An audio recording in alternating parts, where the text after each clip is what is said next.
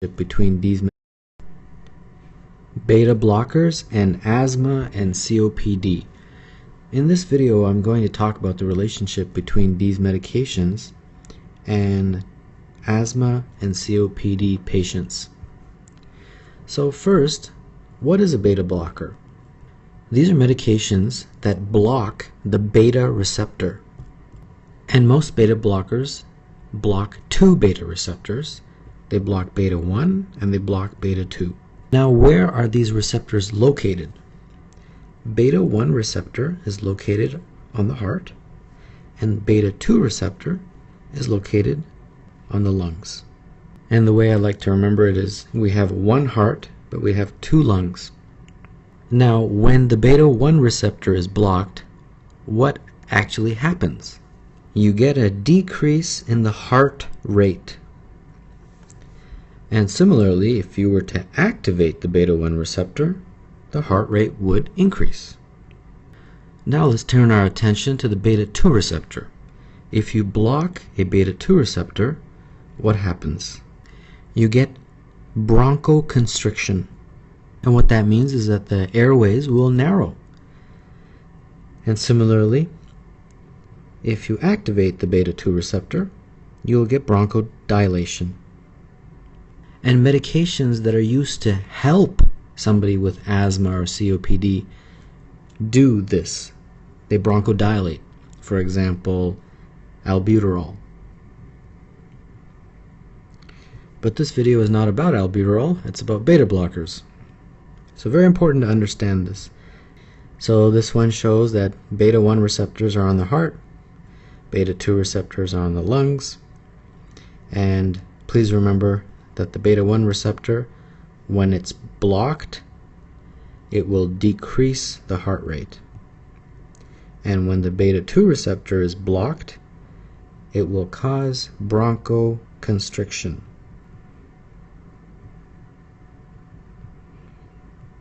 So now let's first talk about beta blockers and high blood pressure.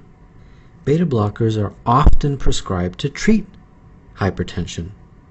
Now, why is that? Why do beta blockers help somebody with high blood pressure? Well, a lot of it has to do with this formula. This formula essentially is cardiac output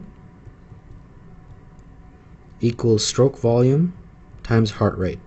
And if you remember, a beta blocker decreases the heart rate. So if you decrease the heart rate, according to this equation, you would also decrease the cardiac output, and that would in turn lower the blood pressure. Less cardiac output means less volume, means less pressure. So now let's talk about asthma and COPD. And what would happen if you gave somebody a beta blocker? You would get bronchoconstriction, which is something you do not want, because you would worsen the patient's asthma or COPD. So we come to the big question, what to do if you have a patient who has high blood pressure, hypertension, and asthma or COPD. Do you give a beta blocker or not? Well, this is the solution. You give something called a beta 1 selective beta blocker. These are also referred to as cardioselective, and the reason is they only work on beta 1 receptor. So the only thing they will do is decrease the heart rate. They will not affect the beta 2 receptor. You give this beta 1 selective beta blocker, helps lower the blood pressure, doesn't touch the lung, you don't get any adverse pulmonary side effects. Sounds easy, right?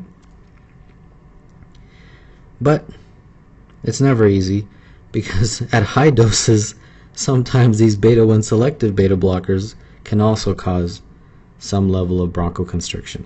So in the real world, a lot of physicians avoid beta blockers altogether in patients that have asthma or COPD. But on medical licensing exams, trust me, this is very high yield, and they will test you on this. So I want you to remember 4 medications that are indeed beta 1 selective. also known as cardioselective. Atenolol, acebutolol, metoprolol, and esmolol, which is given IV. So a typical exam question will be, you have a patient who has high blood pressure, but also has, say, asthma or COPD. You want to give him a beta blocker, and you want to select a beta-1 selective beta blocker. So they'll give you a bunch of beta blockers and they'll say, which one should you choose? So choose the one that is beta-1 selective. Now, also keep in mind that you have non-selective beta blockers as well. These are the ones that work on both beta-1 and beta-2. And I'll just give you about 4: propranolol, carvedilol, labetalol, and timolol, which is actually an eye drop given in glaucoma.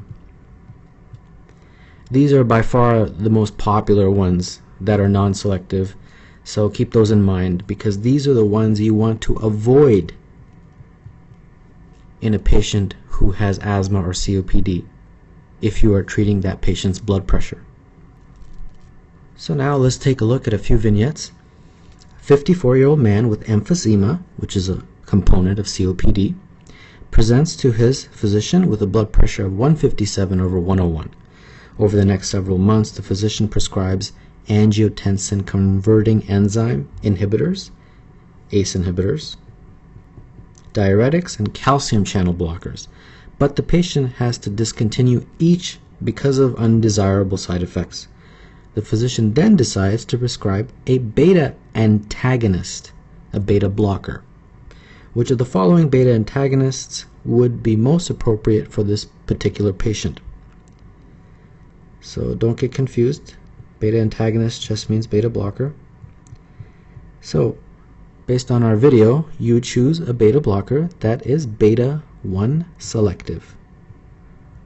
And of the answer choices listed, which one is that? That would be a metoprolol. A 38-year-old man has his blood pressure measured on 3 different occasions in clinic, yielding values of 145/95, 160/105, 150/100. Careful history reveals that he has had problems with asthma since childhood. The decision is made to treat the patient with a beta blocker. Again, similar concept, you would use a beta-1 selective, and of the answer choices listed, the beta-1 selective drug is atenolol, choice A. And finally, a 32-year-old woman comes to the office for a prescription of propranolol for stage fright. She tells you that she is a professional singer, and lately she has been experiencing butterflies and palpitations before performances. She has been so worried about having one of these symptoms that she is having trouble sleeping at night. She tells you that a friend of hers has a similar problem, and propranolol has cured her. She has been a patient of yours for the past 10 years, and you remember that she has severe asthma, requiring many hospitalizations, the most recent being 2 weeks ago. Her asthma attacks have been increasingly more severe and have been occurring at an increased frequency. She tells you that she is in a rush and all she needs is a prescription. The most appropriate next step is. Let's talk a little bit about this. This is not a blood pressure patient, right? So why is she taking propranolol?